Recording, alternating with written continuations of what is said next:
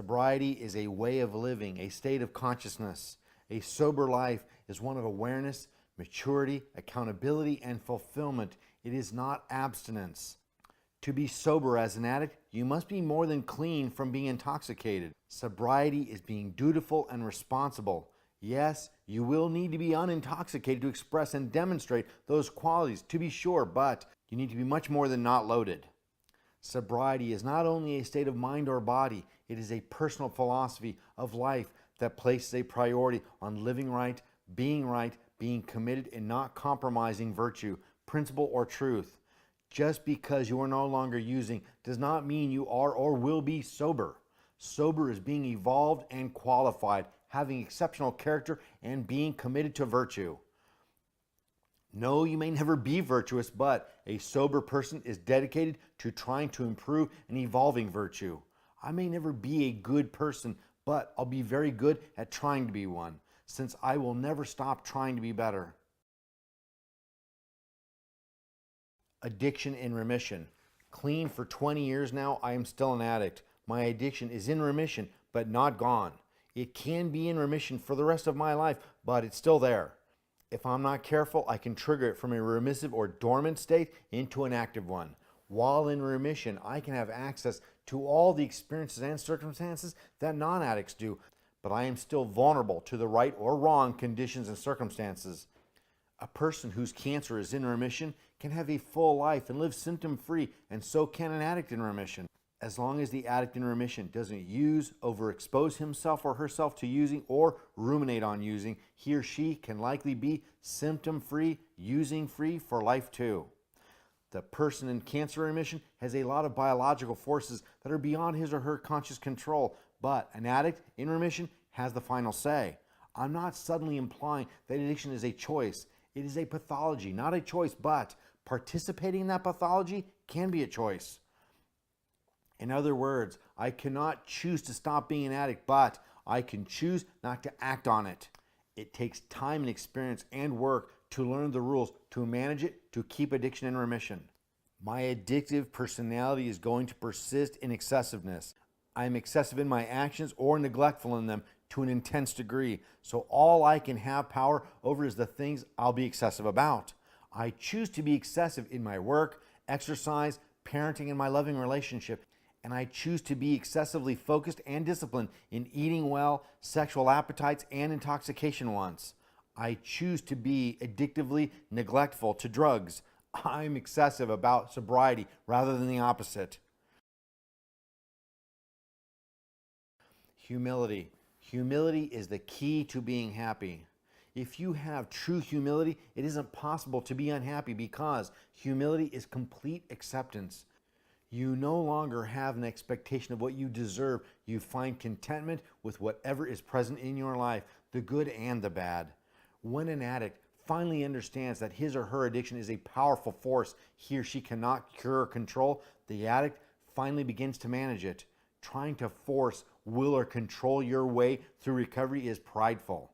Through humility, we finally come to accept that our addiction disorder, as with all things, is an essential part of our lives and identities, like a fate. Instead of complaining, we get busy with what to do about it. We stop feeling sorry for ourselves and waiting for it to leave us alone, and finally admit to ourselves that it is bigger, badder, and tougher than we will ever be. We surrender. We learn to accept our condition, but acceptance is not synonymous with it being okay or happy about it.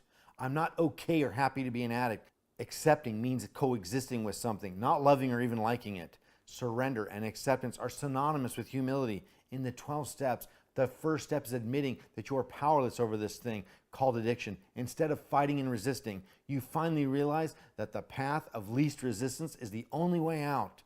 Surrendering doesn't mean giving up. It means finding the easiest route to your objective. The Serenity Prayer, written by Reinhold Niebuhr around 1937, sums it up.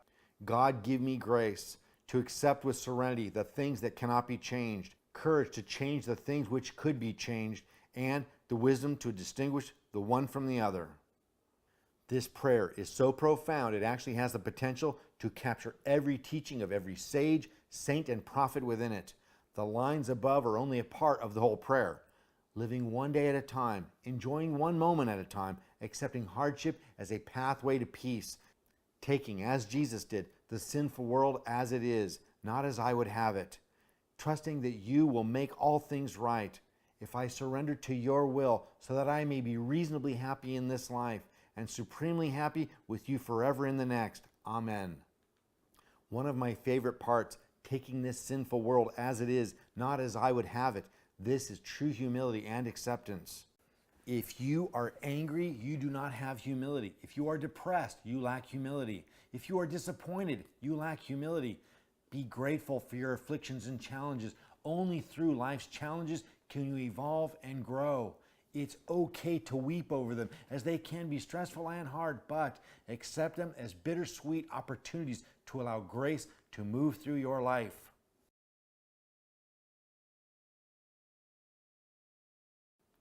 Pride is the feeling we deserve things to be this or that way, and this is the inception of desire. Desire can only lead to one of two conclusions: disappointment or greed. If a desire is unfulfilled, we are disappointed. If a desire is fulfilled, we automatically desire either more or something else, i.e. greed. Confidence is healthy, but pride is the antithesis of humility. Eventually, we will be disappointed. Desire is unavoidable. Buddha put this in perspective for us with the Four Noble Truths. 1. Life is dukkha, disappointment or suffering. 2. The cause of dukkha is desire. 3. To end dukkha, we must end desiring. To end suffering, we must end desiring. 4. We can learn the path to end our desires in this very lifetime. Buddha's Eightfold Path outlines the process to absolute enlightenment, which would put an end to our suffering caused by desiring.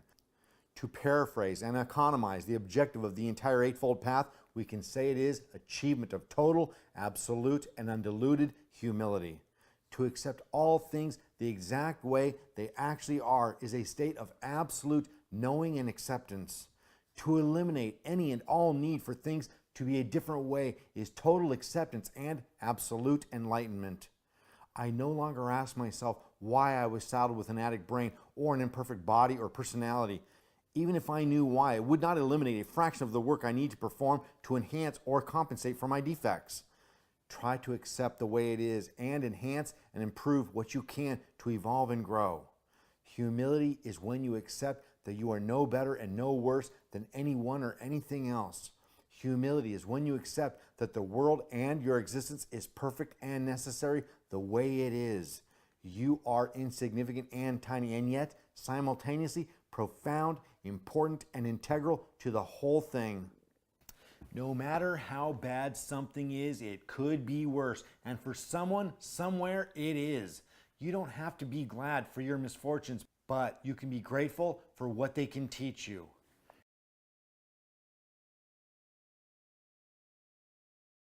Gratitude. Gratitude is another synonym for humility and surrender. When you feel proud of some accomplishment, convert it to gratitude instead. Reserve your pride for others' accomplishments. Be proud of them. Feel joy for their successes and feel gratitude for your own. No matter what you've done, and no matter what you ever will do, someone has already done it before and someone else will surpass you soon. Pete Sampras set the record for the most tennis championships in a career, but it was only a few years after he retired that Roger Federer surpassed his record. Most tennis fans thought it would be 100 years or more if Sampras' record was ever broken. How long will the new one stand? Everything in life is transitory. Nothing is permanent, not even your suffering. Instead of feeling like you're the best when life is good for you, feel grateful for being at the top, at least for now. You should definitely enjoy it, but if you are more grateful than prideful, you'll have a tendency to give back as you realize what you're experiencing is a gift, not something you deserve. Another saying I like is, "There but for the grace of God go I," meaning that any one of us could be born into or subjected to horrible circumstances. We could have cancer, deformities, or afflictions. Most of us have something, and yet, just as we can accept that no matter what we accomplish, someone has done or will do it better, there is also someone somewhere more unfortunate than we are. If we have it good, it is not because we are better people, but because of God's grace, or for those who without a spiritual faith, because of fortunate chance. Why should we feel prideful of a good life when it is mere chance?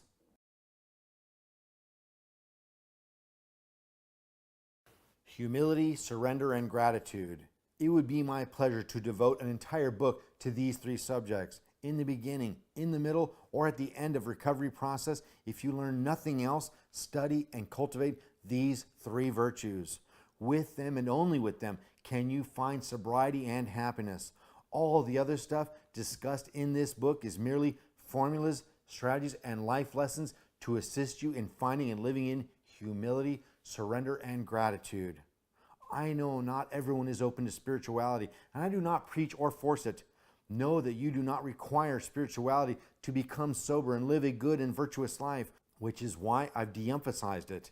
For those who are willing to explore it, these subjects have been discussed briefly. I hope, whoever you are, you'll give spirituality some thought and consideration.